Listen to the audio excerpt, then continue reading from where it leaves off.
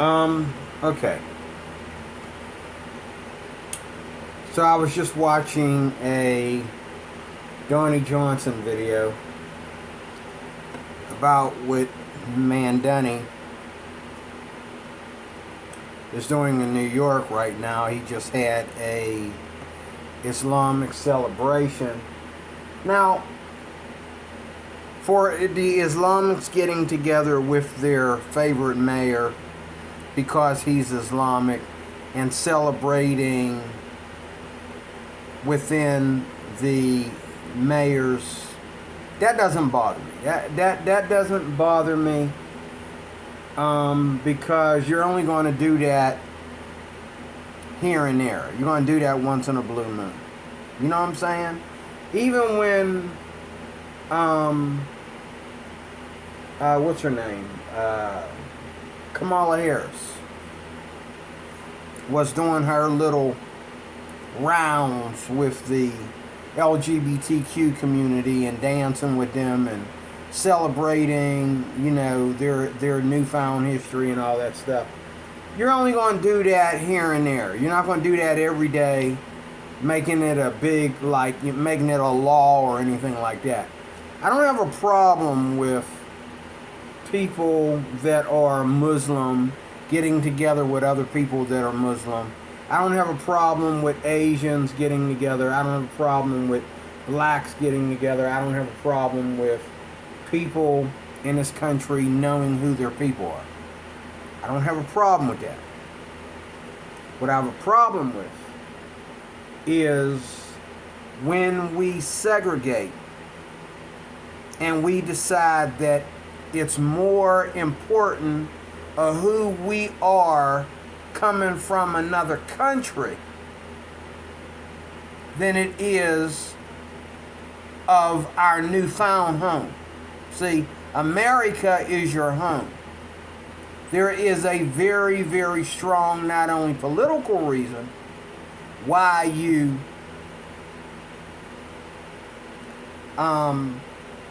decided to leave your home and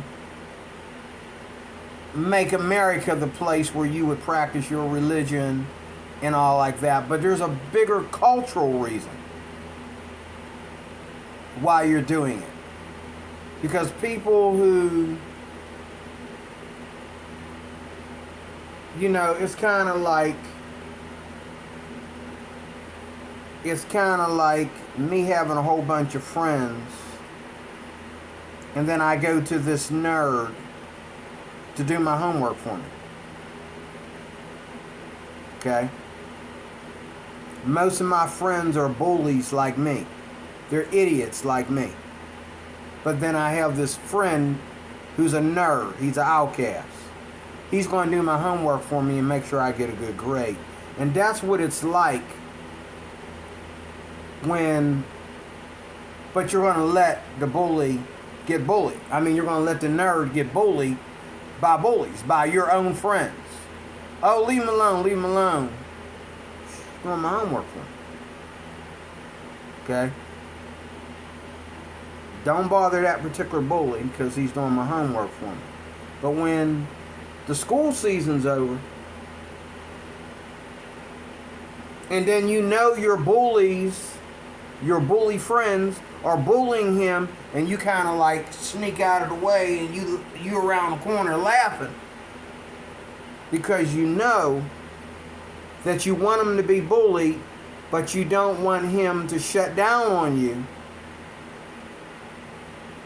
Highlight that. Shut down on you and not do your homework for you, help you get a good grade.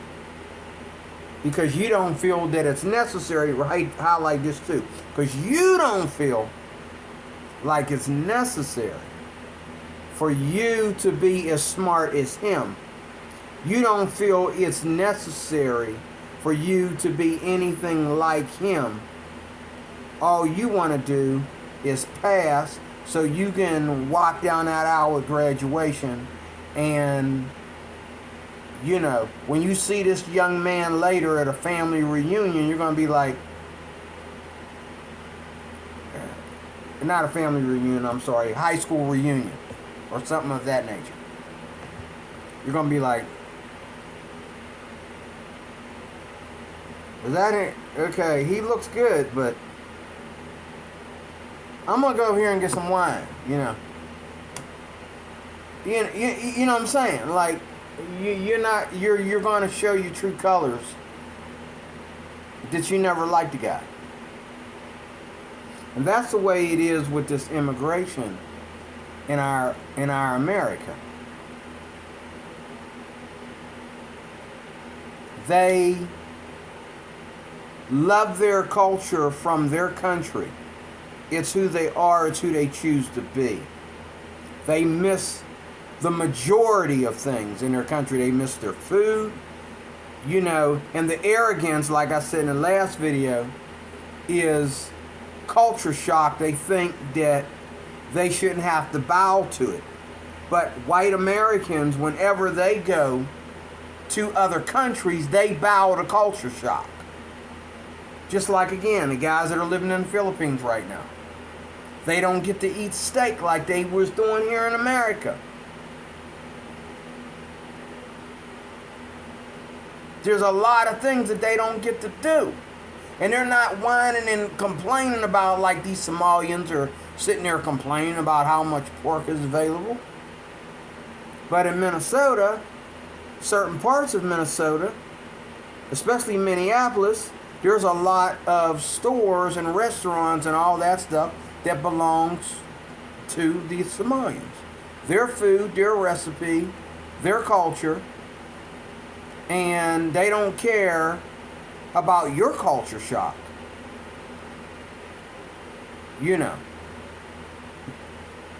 And I found that to be the difference between it's not just any one group, it's everybody. And the thing that bothers me the most is segregation. It really eats me alive that people, you know, I was just working at Walmart not too long ago. And before that I was working at the hotel. But at Walmart, the Indian people, they all sit down at a table and they all, you know, communicate with each other. And they totally ignore and act like Americans are not even there. They only, when they come around you, now don't get me wrong. Don't get me wrong. Like Japan, for example. If you don't know, you know what I'm saying? Like Japanese people don't just meet other Japanese people. Something has to happen, like school or, you know what I'm saying? Like even Japanese people, amongst Japanese people of the same race, they have their flock, they have their cliques. So sometimes when you come to America, it's not so much that you want to segregate, but you're segregated in the country that you come from. So you bring that over here to the States because that's the way you were raised. You were raised in segregation. You're even segregated from your own people. Like, if you don't know a Japanese person, for example, I know Japanese people are very segregated from each other. Japanese people do not go out of their way to meet other Japanese people in Japan. They might do it here in America, but they don't do it in Japan. If you were born and raised and went to school with this group of people, that's it. If you decide to go on dates or whatever, you have to go online. You're not going to just go and talk. A girl's not going to just go and end up talking to a guy, or a guy's going to have the balls to go and talk to a girl. And that would be inappropriate. It's almost, or inappropriate. That's almost like sexual harassment for a guy to just have the balls to go talk to an Asian girl in Japan. He would have to go to here's a girl sitting right here next to you on the bus. You find out later you're talking to that same girl on an online dating app. And she doesn't want nobody to know. You're sitting next to her on the bus again. She don't want nobody to know that you and her are talking. until you enter that close. Until it gets to that point to where you have to introduce each other to each other's parents. But some people come over here segregated like that. So they come from, America, we're free. We're a culture. We're a conservative culture.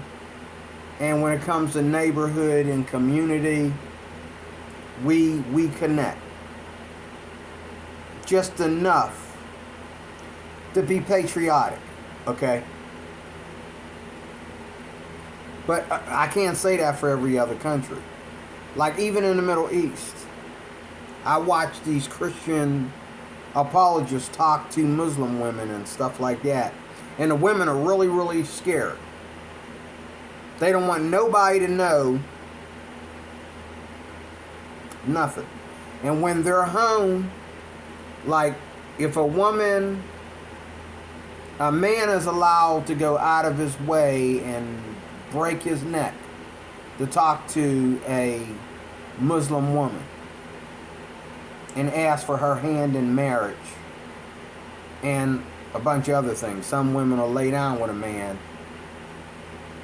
and move into his home before she marries him because that's what he wants, and she doesn't have a father, or her father's too busy in another country, or whatever reason her father's not there. He's not there to keep this man in check. So she just, and she does a lot out of fear. Women do a lot of things out of fear to, put a damper in harassment and a man calling to, constantly bugging her.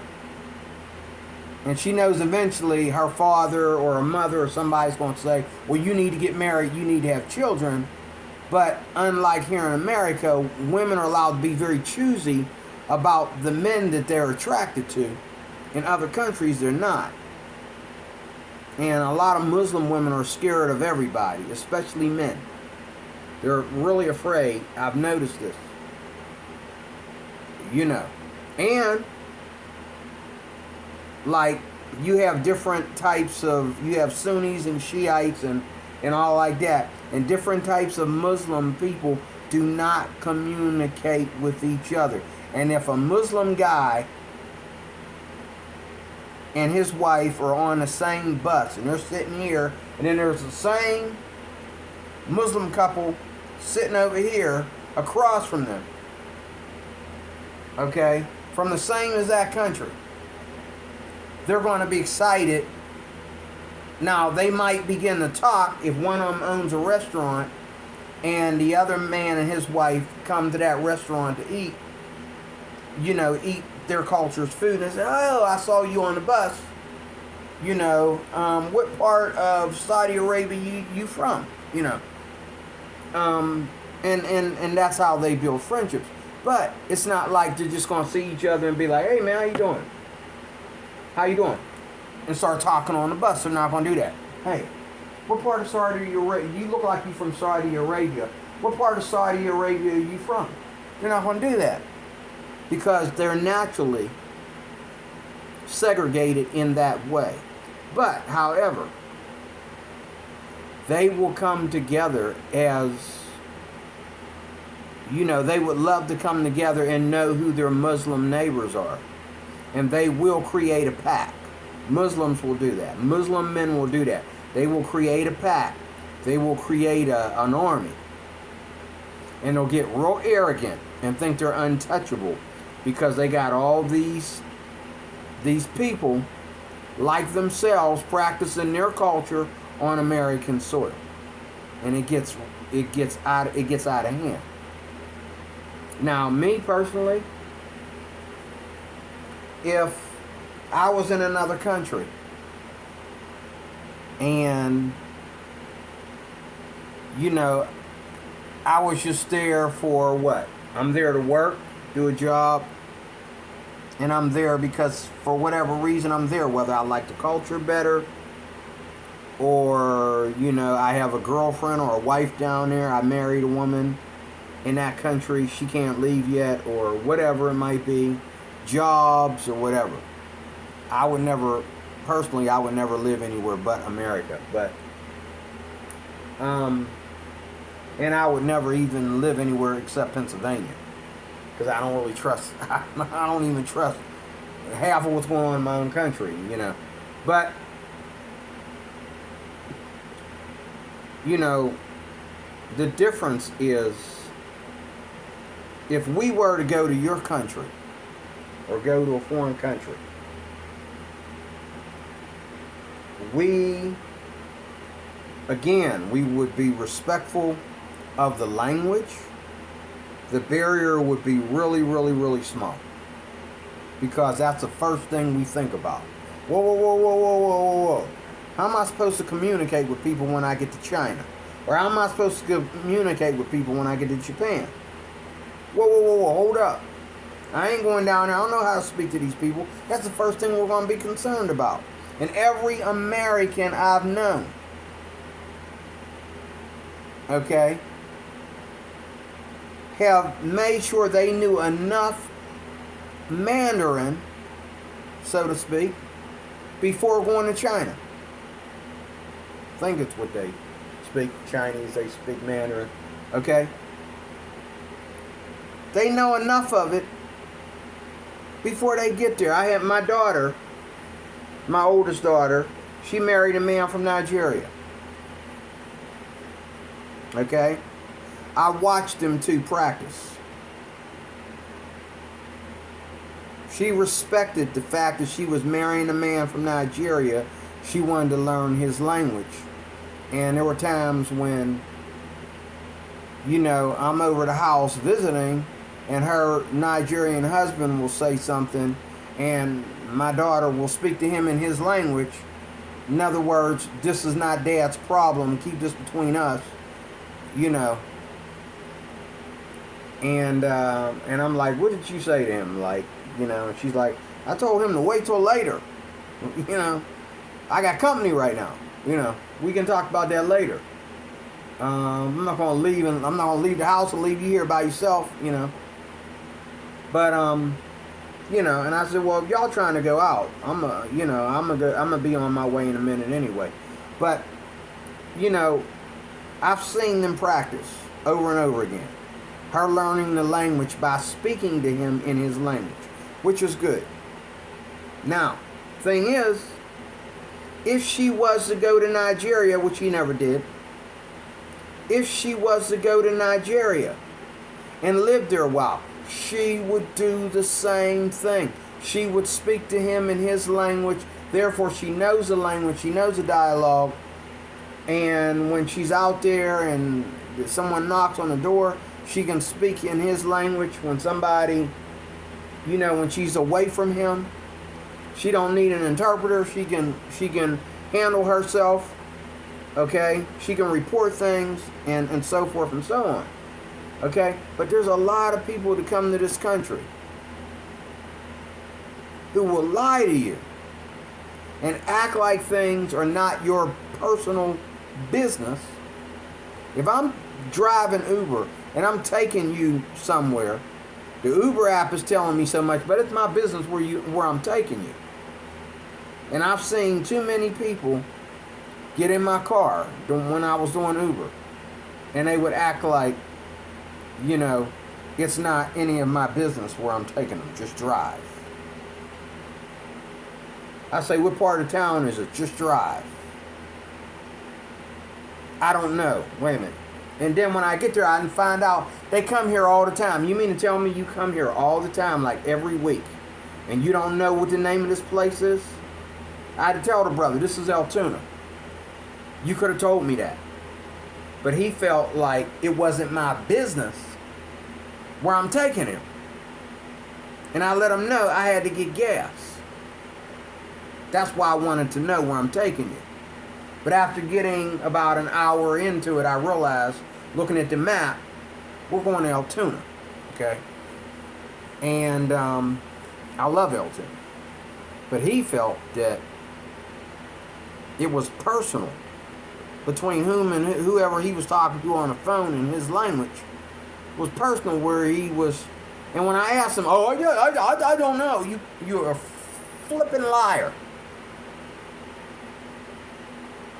And then when I would talk to him, he would like kind of like get aggravated with me. But you know what I'm saying? You know, I'm sure he treats his fellow Mexicans in Mexico a lot different than he treated me. He don't just treat them like just drive, don't worry about it kind of attitude without coming out and saying it, you know, because you don't know how to say it in English anyway. But you're basically acting dumb is like, why are you worried about where I'm going? Just drive. That's your job to drive, you know.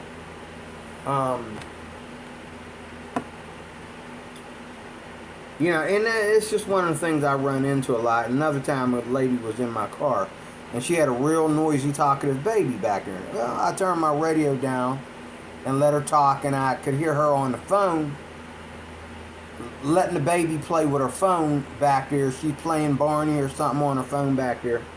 And she's a cute little girl, and she was just talking and talking, you know, talking in baby language. She was making a lot of noise. So I turned my radio down so my radio wouldn't be interfering with her little cartoon that mom was putting on there for her. And I looked behind me and I smiled at the little girl. And I said, wow, we got a talker back there.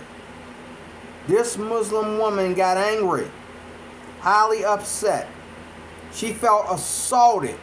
She felt that I was assaulting her daughter in some way because I looked back there and smiled.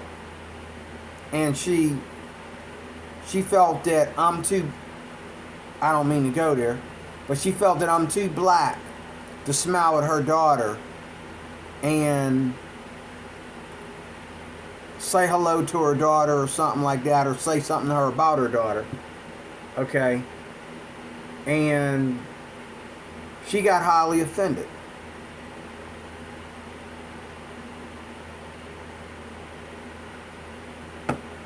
Got highly offended.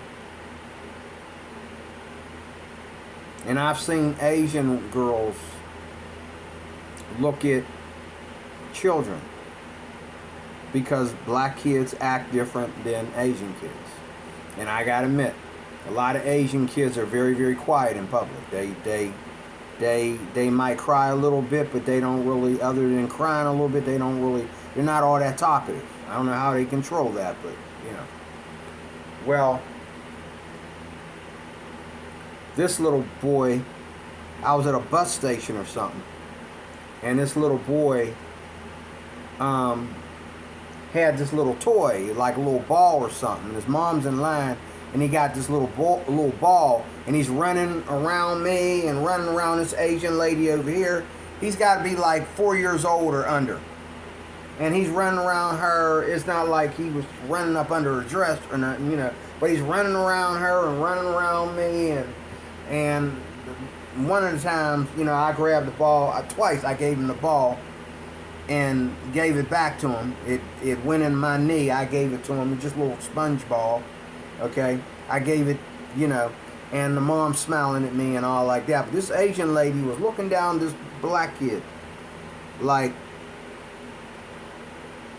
what is, you know, I was reading her mind the way she was looking at him, I tell you that. She gave him the most ignorant, evilest look, and I'm thinking, and I'm looking straight at her while she's looking at him. I'm thinking, you do understand he's about 3 or 4 years old, right? He ain't no adult. This ain't some adult acting like an immature brat in public. This boy is about 3 or 4 years old. He's not going to stand there and be still. He's going to make noise. He's going to bounce his ball or whatever. Obviously, you don't have no children. You know, but this is the stuff I'm talking about. Where people come into this country and they, you know, they act a fool. I've been to Bible studies where Asian people accept white people, but they don't accept blacks. And so when the white people say, come on, Brother D, come on in, grab a chair. Grab a chair next to my friend here. She's single, I'm single. She felt very uncomfortable. We had a halftime, she moved her chair. because I don't know, maybe because she felt that because she's single and I'm single and her husband, boyfriend, whatever ain't there, she didn't want, and a lot of people, and it's our fault as black men because of the way we act and say things. A lot of people think that's all you think about when you're with a woman, that ain't black. That's what a lot of women think that. Spanish women think it, Asian women think it, okay? Even, like Arab and Indian women think that sometimes. Okay? They think that, they give you these evil looks and they try to act like they don't see you. They try to act like you're invisible and all this stuff. But when you're busy and you're too busy to know your surroundings, you look up and you see everybody staring at you just like they stare at everybody from their own race. But they want you to think that you're undesirable if you're not their race. They want you to think that you're undesirable. Okay? And I've had people thinking that I was part of their race. Okay? Neighbors up here thinking that I was from Nepal or I was Indian or whatever. And they just started speaking to me in their language, and I was like, do you understand English at all? They're like, oh, you're not. I'm like, no, I'm an American. I only know English. And,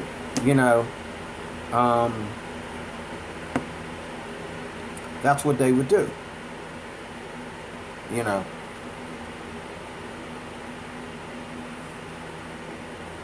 So, there you have it. That's what goes on. And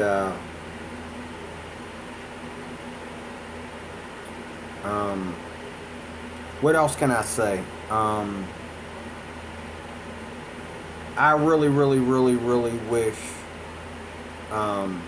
we could be more American all around. Not pick, you know what I'm saying? Like, and then, it's bad because, and some people understand this because they've spent enough time in it. So when they come to this country, they're very, very nice. Just like I know that there's been girls, Asian females, young Asian females at University of Pittsburgh who speak English very fluently. And I told the story before, but when I was doing security, out at Shadyside Hospital,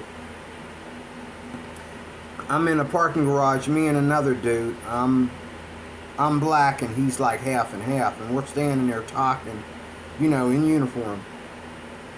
And this beautiful young Asian girl came up and said, I need to use your phone. And me and Mr. Crable, we looked at each other like, you gonna let her use your phone? You gonna, and she came up to me and took my phone right out of my hand. Oh, I only need to see one thing. You got it turned on? I just need to see the location of something.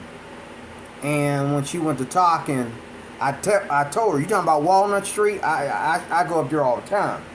What are you looking for on Walnut Street? Whatever you're looking for is on Walnut Street, because that's the only town area up there. Yeah, but I need to see the exact address, because when I get done, somebody's picking me up there, so I need to see the exact address. I said, oh, okay. So I'm going to Google it and that. And she was showing me some stuff. I'm like, how are you? And she pulled in close. And, and she gave me my phone back, said, thank you so much, I appreciate it. And she walked on down Walnut Street. And I've never, ever seen an Asian girl in this country act like that. Well, no, that's the second girl that I've seen act like that. There was a Filipino girl who used to get fresh with me, and you know, she came to this country through the missionaries. They brought her over here, and her fiance was disabled, and she was flirting with me while she was engaged to my friend who was disabled. He was a good friend of mine, and she was flirting with me behind his back, and I didn't like that. And I busted on her. I told, they had problems with her, so I put in my 2 cents. I says, she had me cornered in the kitchen. She had me cornered in the kitchen. Now you look at something like that, you say, well, anybody can be like that. You're right. Anybody can be like that. Black woman can be like that. A white woman can be like that. Matter of fact, I've seen more white women do that. Okay? They just don't do it to black chicks, but they do it. If you're single, well, then again, I've had some white women go after me knowing that I was married to a black woman. When I was married, there was a couple women who came after me, but, they knew that I was separated, about to get a divorce, so they were just quick, but, it doesn't happen all the time. I just find it very, very, very interesting and kind of diabolical when you come over here from another country and you're lucky to get asylum, like this girl was. You're lucky to get asylum. You're lucky that somebody reached out to you in Jesus' name to help you. And now you want to try to use a handicapped man's disability to cheat on him. You're getting ready to get married. You know what I'm saying? And you're doing this in a church. And I help squash that marriage. They said, "Oh, we know exactly what she does." She said, "My son ain't marrying that woman. He thinks he's marrying her, but I got a rap sheet to show him." And a week later, a week or two, a month later, no Filipino. She was history. I kind of missed her. I thought she was the prettiest thing in the room. But again, that was supposed to be another man's wife who might cheat at everybody that's sitting at that table that ain't handicapped.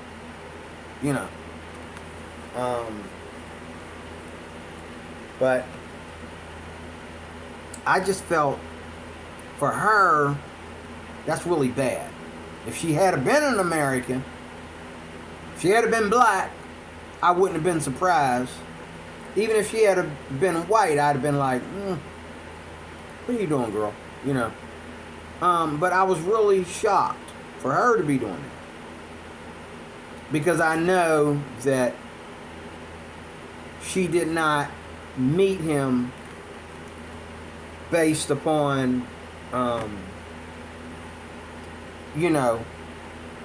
them meeting each other out on the street on a romantic level and all like that. He brought her over here on a visa. He met her through the missionaries. She was seeking asylum, and she got it. And he helped her get a green card and all that kind of stuff. And then she gonna turn around and try to cheat on him with his friends. That is like pro-Filipina. Pro-Filipina. Okay, because if you watch enough Filipino YouTube, you'll see when it comes to the girls, this is what they do to, especially the white men that run tripping over their shoestrings to get over to the Philippines with their zipper down. Okay, they go nuts over these Filipino girls, and then they get there Oh, I'm in love. You know, so that right there is not necessarily a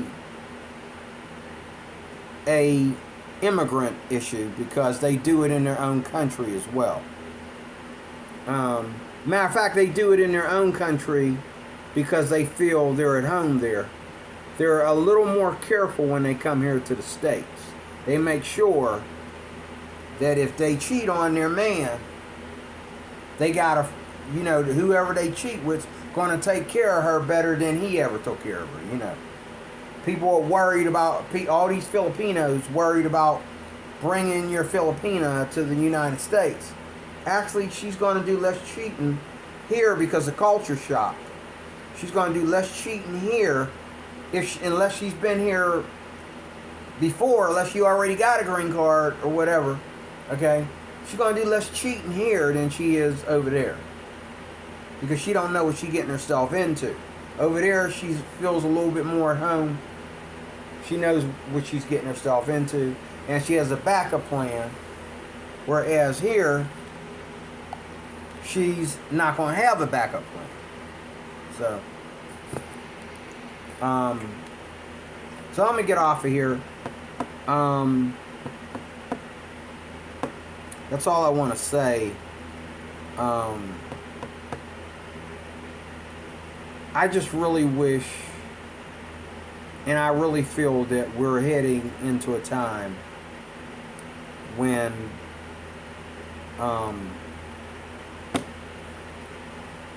you know, America is going to become more brown and less white in closing. And I don't think that's fair. Just me. I don't think that's fair. I don't want to wake up in the morning and all I see is Muslims, or all I see is blacks, or all I see is Indians, or all I see is Asians. I don't want to wake up. I don't want to wake up like that. I want to wake up and I want to see, yes, I want to see a melting pot, but I want to see a lot of white people, because actually that's what America looks like. That's the face of America. Anybody coming over here, when they think of America, they think of white people. Okay? And everywhere I've been where it's predominantly black, hell, just waiting to break loose. Or any other race. Hell, just waiting to break loose. Somebody trying to act like I don't belong. I don't belong where? I'm an American, boy. You bump me like I don't belong. These Indians getting on the bus thinking they can tell me where to sit and move my stuff around, move my luggage around on the bus and jump. You know?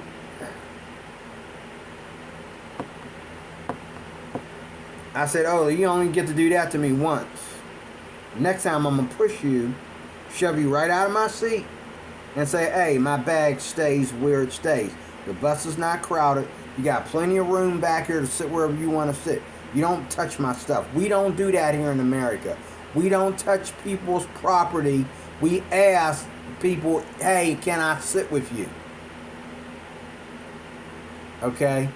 And usually, if the person is sharing a seat with his own luggage, we're not even going to bother asking him. That's our culture. Okay? But if he's just sitting there, you know, and all of our people are up here, and I'm trying to listen to music with my headphones, y'all talking so loud I can't enjoy the music, then you want to sit there and take my seat and just throw my stuff in my lap. And I looked at him, I got so mad. And I think the ladies were whispering to him, because I looked at the back of his head like, I'm 2 seconds from slapping you up the back of your head. Did you just throw this heavy bag in my lap? There's a reason why I got it sitting on the seat instead of in my lap. It's heavy. He just didn't ask or nothing. And they don't know. They don't know. Open up your goddamn mouth, speak some English, and say, hey, excuse me, is this bag heavy? Can I sit next to you? I probably would have looked at the floor and said, I'll put it down here at my feet, if he wasn't so ignorant. But I gotta admit, he made me mad. I came 2 seconds of taking my bag back and saying, hey, excuse me, this bag is heavy. I need, you got all this room sitting, I told myself, next time you do that, though, I am. And I'm very careful. Like, these guys get on the bus, I'm looking at them like, I dare you touch my stuff. We're gonna have cops up on this bus. You touch my stuff. We don't touch each other's stuff.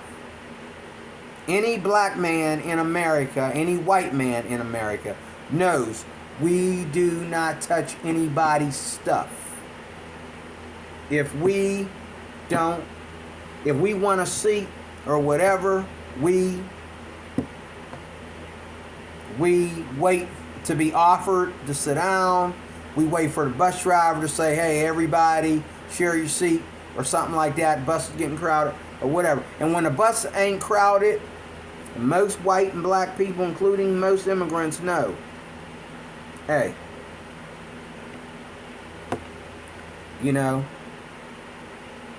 y'all can all sit, all you Indian people can sit together as people start to empty the bus. Then you can sit together and y'all can have your conversation, so y'all don't have to talk over other people's head.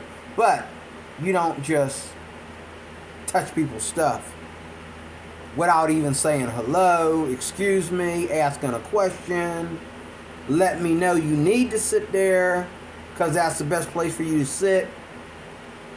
Do I mind putting my bag on my lap or on the floor or whatever? No, I don't. No, yes I do. Yes I do. Next time I won't. But I would have felt some kind of mercy if he had asked. And I think the ladies understood. I'm looking at the back of his head like, who the F this guy think he is? Okay? But immigration is going to become a problem. And already I saw a video today where Muslims are attacking Americans on the street and telling them where they're allowed to stand and where they're not allowed to stand. And, they told this Asian dude in Japan, was it Japan or China, one or two, in an Asian nation, they told him to get off, they told him to get out. He was standing out using his phone in a place that was next to some kind of bar, or I don't know what that was. It was owned by, Muslim dudes. And they started shoving on him. Hey, man, get going. Why are you standing there? And he says, he went around the corner, he turned his phone on, he said, this is my country, mother effer, in perfect English. And he's in an Asian country, an Asian in an Asian country. He spoke that in English. He said, this is my country, mother effer, go back home.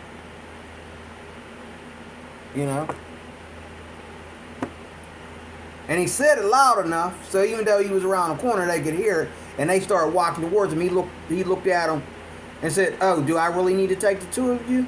They know they don't want this boy to kung fu him to death in his own country. Okay? He looked at him and he put his hand up there like, don't touch me, man. But people, these immigrants are getting out of hand. They are. And I really believe that they need to see, whenever possible, somebody like Donald Trump saying, hey,